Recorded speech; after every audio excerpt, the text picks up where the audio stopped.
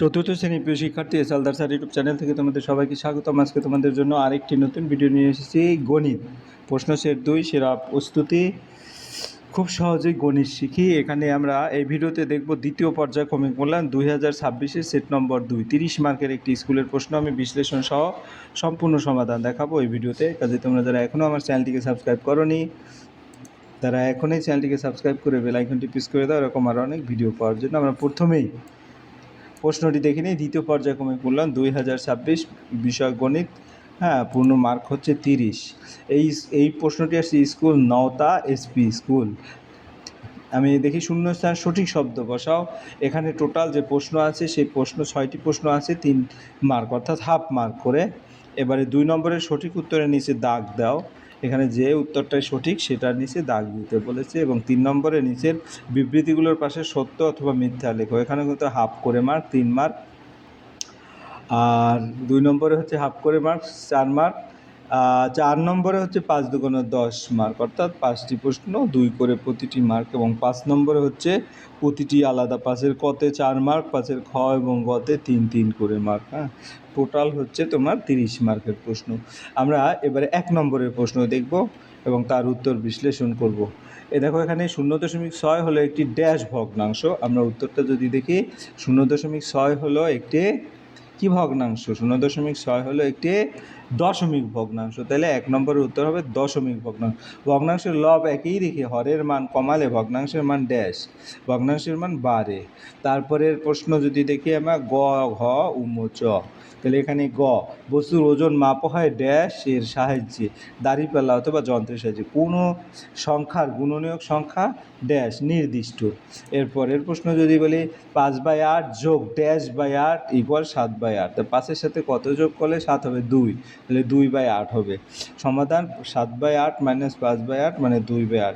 1 kilogram সমান dash গ্রাম। 1 kilo half kilogram সমান 500 গ্রাম, অর্থাৎ 1 কিলোগ্রামে 100 গ্রাম, হাফ কিলোগ্রাম 1000 গ্রাম, হাফ কিলোগ্রাম মানে অর্ধেক 500 গ্রাম। এরপরের প্রশ্ন হচ্ছে সঠিক উত্তরের নিচে দাগ দাও। লব বাই হরকে বলা হয় দশমিক ভগ্নাংশ, সাধারণ ভগ্নাংশ নাকি সমান ভগ্নাংশ? তা আমরা উত্তর যদি দেখি সাধারণ ভগ্নাংশ। এবার খ নম্বর, লব হরের থেকে 4 কম। ভগ্নাংশটি হলো 3/7। কারণ দেখো লব হচ্ছে 3, হর হচ্ছে 7, তাই 7 থেকে 3 গেলে 4 থাকে, তাহলে 4 কম, অর্থাৎ অ নম্বরের উত্তরটাই আছে। এবার 1230 মিলিমিটারে কত? কোনটা হবে উত্তর? 1230 মিলিলিটারে 12 লিটার 50 মিলিলিটার না 1 লিটার 230 লিটার? তাহলে 1 লিটার 230 মিলিলিটার। এরপরে আমরা চলে যাব পরের প্রশ্ন হচ্ছে তোমার ঘ। তরল পদার্থের আয়তন পরিমাপে একক ড্যাশ লিটার। আয়তন পরিমাপের একক হচ্ছে তোমার এই যে লিটারে আছে। তারপর 1 থেকে 13 1/13 বাদ গেলে 12/13 হয়, তাহলে সেটা 12/13। এটা কোথায় আছে? যে অ নম্বরে। এরপরে বড় মাপের দৈর্ঘ্য মাপা হয় ড্যাশ ফিতেতে। ওজন পরিমাপের মূল একক ড্যাশ গ্রাম। তারপরে 8/10 এর দশমিক ভগ্নাংশ 0.8। এরপরে আমরা চলে যাব 3 নম্বরের প্রশ্ন। 3 নম্বরের প্রশ্ন, ছবিটিতে রং করা আছে। এখন দেখো 1 2 3 ভাগ রং করা ছাড়া 1 ভাগ রং করা, অর্থাৎ 4 ভাগের 1 ভাগ রং করা, কিন্তু এখানে আছে কত? 4 ভাগের 3 ভাগ, কাজে এটা ভুল। তা প্রথম উত্তরটা মিথ্যে ছবি অনুযায়ী। এবারে দ্বিতীয়, গুণিতকের সংখ্যা নির্দিষ্ট, এটা মিথ্যে। ফিতে দিয়ে আমরা জিনিসের দৈর্ঘ্য মাপি, এটা সত্য। তারপরে গিয়ে হলো তোমার 1/4 কিলোগ্রাম সমান 200 গ্রাম, এটা মিথ্যে, কারণ 1/4 কিলোগ্রাম হচ্ছে 250 গ্রাম। তো 2/3 যোগ 3/5 সমান 1, এটা মিথ্যে, কারণ তোমার মিথ্যে। 1/4 কিলোগ্রাম সমান 200 গ্রাম মিথ্যে। 2/3 তোমার হলো 2/3 3/5, এটা মিথ্যে, কারণ 2/3 এবং 3/5 এটা হচ্ছে 15/10 15/9, অর্থাৎ 19/15। 2 এবং 3-এর সাধারণ গুণিতক 1, এটাও মিথ্যে, কারণ 2 এবং 3-এর সাধারণ গুণিতক আলাদা। এবারে 4 নম্বরে 5টি প্রশ্ন আছে, আমরা প্রতিটি প্রশ্ন দেখব। 4800 মিটার সমান কত কিলোমিটার? কত মিটার?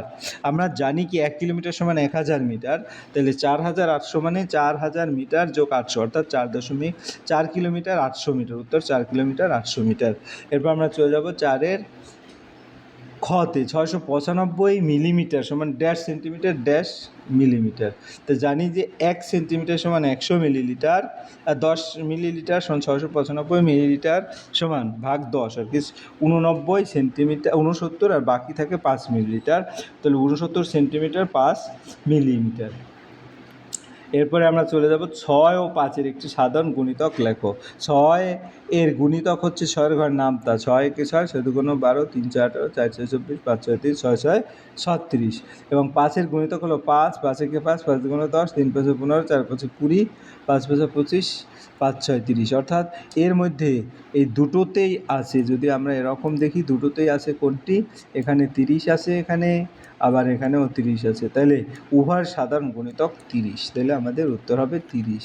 এরপরে গিয়ে হলো তোমাদের 4 নম্বরের ঘ নম্বরের উত্তর। 4 নম্বরের ঘতে যদি আমরা দেখি, 4 নম্বরের ঘ, যোগফল নির্ণয় করো 1/10, 6/10, 3/10।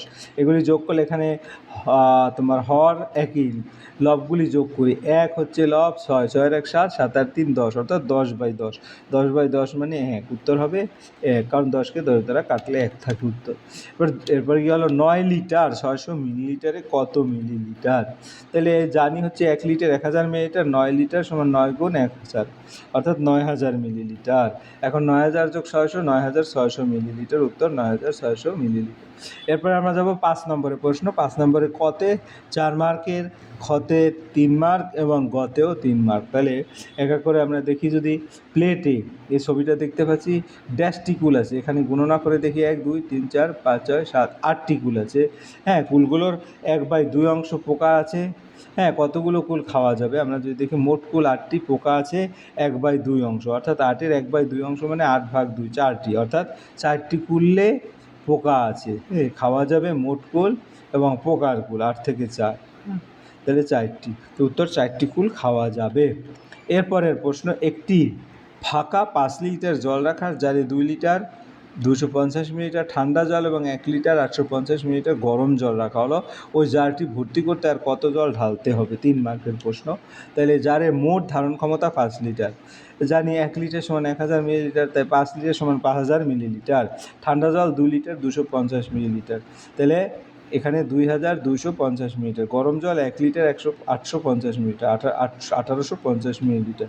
তো মোট জল হবে 2 লিটার 250, অর্থাৎ 2250 এবং 1850 যোগ করলে 4100 মিলিলিটার। আর লাগবে 5000 থেকে 4100 বাদ গেলে 900 মিলিলিটার, উত্তর হবে 900 মিলিলিটার জল ঢালতে হবে। এরপরের প্রশ্ন, তোমার উচ্চতা 1 মিটার 24 সেন্টিমিটার আর তোমার বোনের উচ্চতা 97 সেন্টিমিটার। তুমি তোমার বোনের থেকে কত বেশি লম্বা হিসাব করো। তো এটা যদি থাকে, তোমার উচ্চতা 1 মিটার 24 মিটার সেন্টিমিটার, আর আমরা জানি 1 মিটার হচ্ছে 100 সেন্টিমিটার, তাহলে তাই 1 মিটার 24 সেন্টিমিটার 100 যোগ 24, অর্থাৎ 124 সেন্টিমিটার। বোনের উচ্চতা 97, 124 থেকে 97 গেলে 27 সেন্টিমিটার। তুমি তোমার বোনের থেকে 27 সেন্টিমিটার বেশি লম্বা। তো এই ছিল এই ভিডিওর সর্বশেষ আলোচনা। আশা করি ভিডিওটি মনোযোগ সহকারে দেখলে তোমরা ফুল প্রশ্নের উত্তরে কিন্তু ক্লিয়ার বুঝতে পারবে। পরিশেষে বলবো, ভিডিওটি দেখার জন্য অসংখ্য ধন্যবাদ। ভিডিও ভালো লাগলে লাইক কমেন্ট শেয়ার করতে ভুলবে না। আজ এই পর্যন্তই, ধন্যবাদ সবাইকে।